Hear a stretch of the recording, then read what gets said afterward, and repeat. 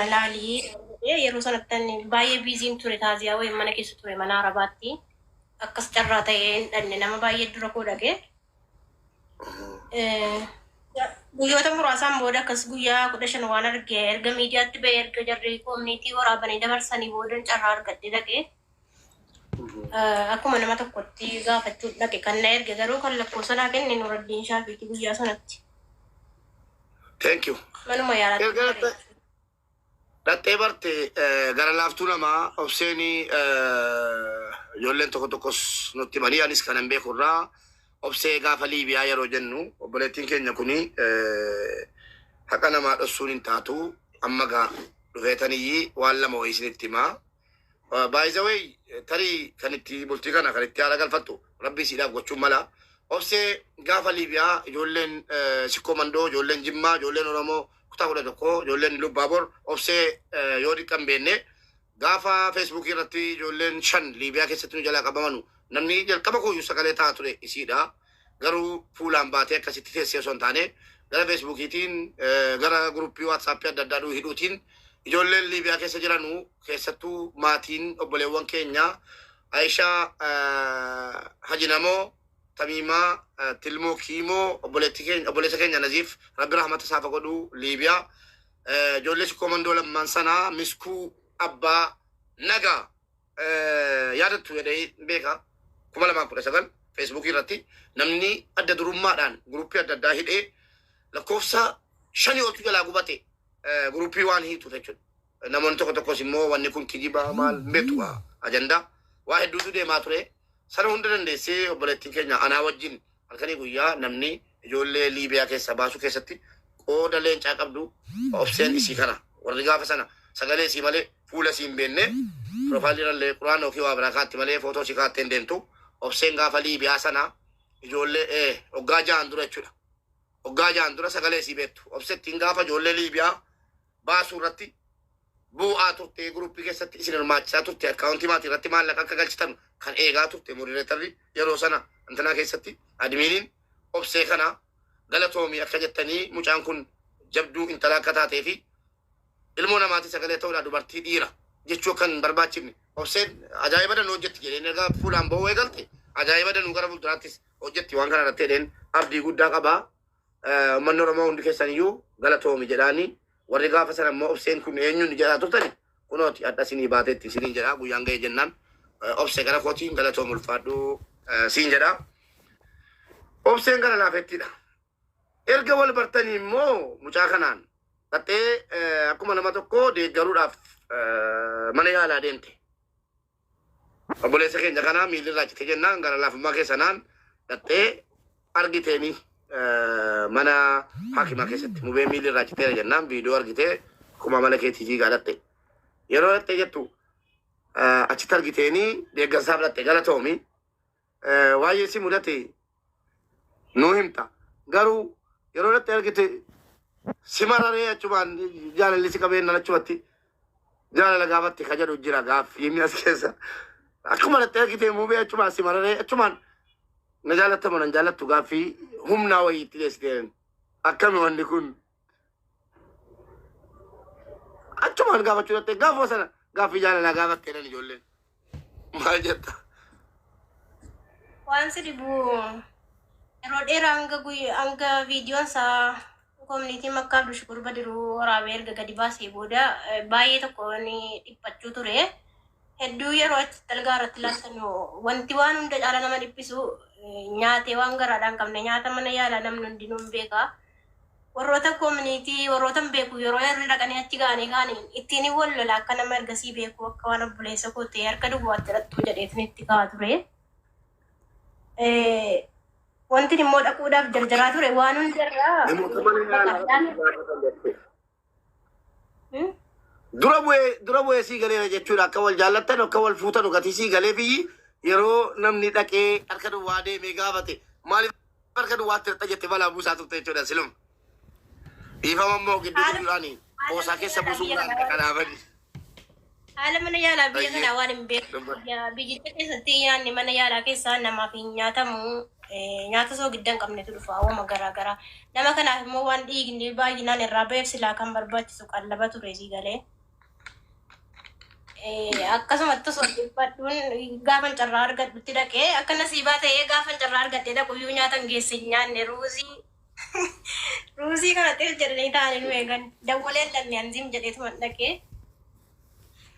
sa'aatii darbaan dhaqee bakka tuyyuu haalli nu mijatu ture bilbilli isaallee hojjetu ture yeroo sanatti ijoolleen naa gosafan illee dooruma jarri muslimaan sun dooraa furu qofa abbaan natti mee doora 8 naan jedhee baay'ee tokko zooraa turre yeroo naqutti irbaata nyaateera kanuma maqaa gaafa sana gaafa jalqaba akkasumatti ilaalee taatuma bulleechumaan ganama galiyan bira.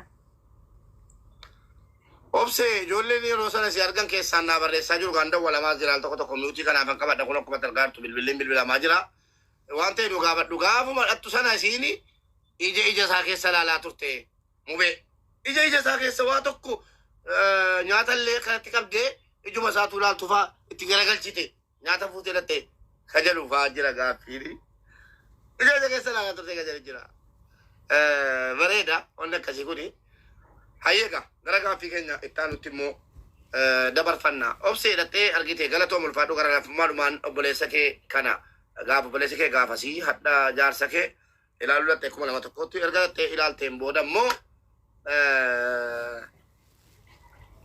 bilbila wal jijjiirtanii gaafa sana sobni hin jiru immoo dhugaadhuma dubbatama situ bilbila kee naa kenni mubee jedhee immoo isatu naa kenni jedhee waluma gargaaruudhaaf gaafa sana waluma deeggaruudhaaf haa ta'u bilbila kee naa kenni mubee jettee fudhattee baate moo mubeetu bilbila kee naa kenni obboleettii koo siin jedhee bilbila fudhatte. Gaafa sana bilbilli isaa zeeniin achi keessatti hojjetu beektaa Nuuraddiin naa kenninaa fudhadhee dhaqee dawwaleetuma nasiibuma irra bu'e maleeyyuu bilbila ijoollee an koomantii jalatti ijoollee achi dhaqanii viidiyoo waraaban erga bilbilli isaa didee ijoollee achi dhaqanii viidiyoo waraaban koomantii jalatti barreesse kottuu nageessi jedhaa ture. لا بالبلاد مرفوض من بالبلاد ابغى في كره مرفوض ليس ذاته لا ويغا asli nakararabus nanuma ofatto malewan baramti ماشي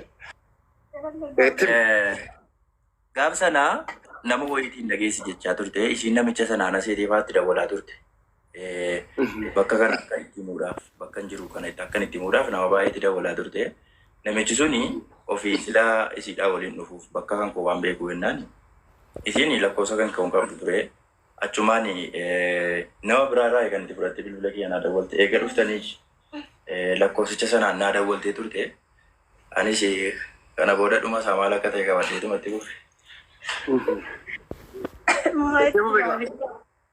Eshi dhatte erga dhatte booda bilbila kana barbaade maa bira darbaatu sin lamanu moo waluma duukan tokko tokko naa saama bilbila kee naa kenni waluma duuka jettani moo obse itu laki asitti bakka itti guutamoo na naasaa itti guutamaa tokko iyyuu hin jiru wantooti shaffantu laara koo baase shaffanina baasaa achitti jiru.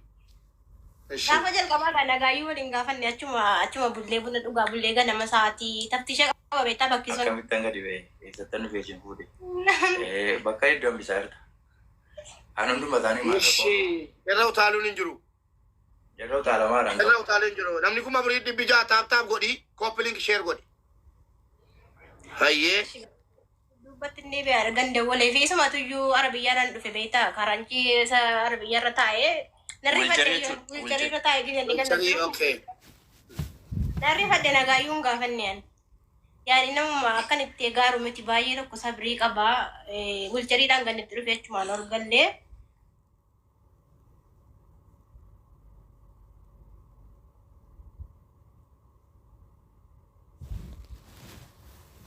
Mubeeko dubbata gittin gootee dubbata abshir. Ishi. Erga ol gallee. Waan si dubbatu taajjabi. Hin dubbata. Haaluma isaatu yaani hanga ta'e wayii obsa qaba beektaa sabrii qaba nama dhukkubsataan fakkaatu dhugaa dubbachuu fi ofiin as tanaaggadaa ture guyyaa halkan sana jechuudha. Nummoo hanga barii isaatii lama waan argiteenye sababni isaa karaatu hin jiru achitti hin cufamaa taftisha makiinaatu dhaabata makiinaan poolisii bakka mustashfaa sana jechuudha karaa nutti hin deebinee gallu ijoollee wayii itti wajjin hin dhaqe gurbaa tokko Isuma wajjin taa'abullee achumaan ganama deemnee erga nu deemne achumaan gaafii na kiriin munkaariin keessa kaan isaan waa barbaadu. Waasi gaafatee Nama wajjin dhaqe sanatu shakkamee ati maalii waan erge kana abbaa sana gaggaafatame gaan quban qabuyyuu. ishii gurbaasi geesse sanatiyyuu ati maal siiti jedhamu eegale jechuudha. Boodan dhaqee ani erga dubbiin dhume. Dhumarraa wal argee jammaree. Ishii dubban mubee jala naasa'in seerri sin eeyyamu. Ati isii takka naannabuuf turte achitti na gaafatte jaalala achitti na gaafattee narraa qabamtee deemuu didee jechuuf turte. Amma iccitiin xaaxeera bakka uummata irratti nama 4,700 irratti. Ishii obsee hin qoratee inni gurbaasii geesse sana maal siiti ati eessatti sii beekta? Yeroo sana nagaayyuu na gaafachuu abbaa sana abbaa na bira jiru sana sodaatame iyyuu nagaa waliin anillee arrifaatu hin jedhee iyyuu inni immoo Bakka ni muu jedhe sana hin baasarte ani waan raadhos kaan jiru be. Ani waan bakka ni hin baasarte. Hin zayyarre gaafa wallahi waan ajaa'ibaati mul'annoo ajaa'ibaati kun barnoota nu ta'a waraabadha.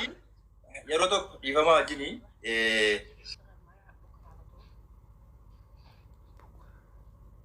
barbaadu yoo namni illee dubbisuu barbaade harka akkasii dheetuma fuulleetti dubbisa maaliif namni tokko kan haadha manaa ofii kana namni dubbisuu hin jaallanne hedduutu jira. Yeroo sanaaf ani haadha manaa isaan si'aa ture booda kana haalan gaafadhee egaa iccitee achirratti baase malee ani akka namni kun osoo isin kophaa jiraatti nan dubbisa.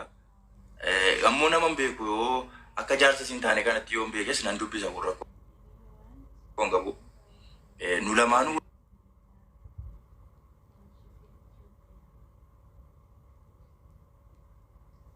keessa jiru sanatti ol galtee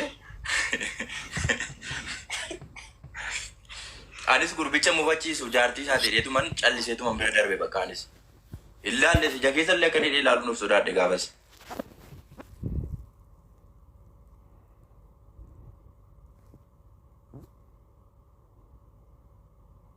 Waa argamu ijaan laalta. Ija jala laalaa turte ati ija jala bakka jedhu gurbaan laaluuf bakka intalli laaltu laalaa turte. Gaafii siiraa tuutu murattee kaatee dhiifamaa wajjin gidduudhaan natu isin jeeqe.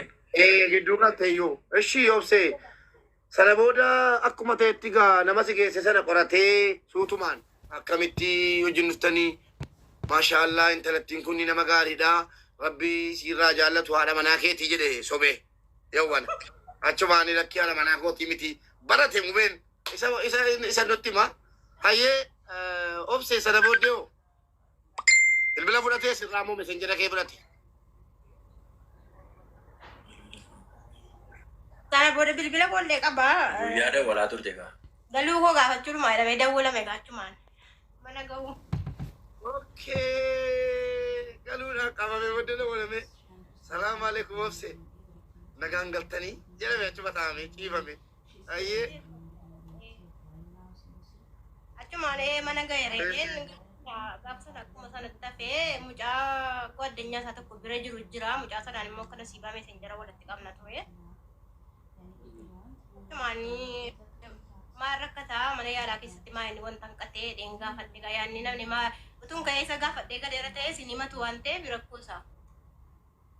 Achumaan isa gaafannaan waan akkasii hanqataa jedheennaan bakka ishee jedhee waan sana guutee waan guutamuu qabu deebi'ee dhaqee guyyaa lammataa.